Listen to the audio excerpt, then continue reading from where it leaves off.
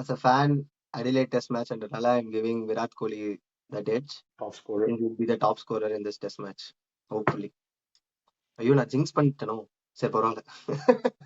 நான் வந்துட்டு ஜெய்ஸ்வாலை பேக் பண்றேன்.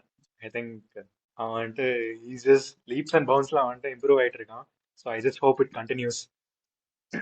நான் ராகுல் பேக் பண்றேன். ஏன் அப்படி சொல்லாதீங்க.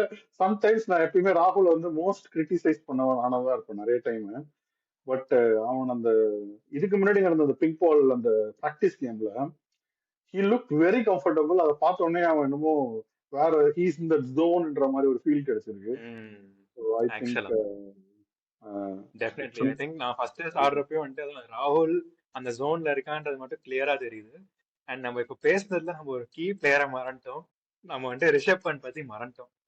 அது வந்துட்டு எவ்வளவு பெரிய நல்ல விஷயம்னு நமக்கு தெரியல. ஏன்னா before the series Rishabh Pant தான் நம்மளோட ஒன்லி ஹோப் பேட்டிங்ல.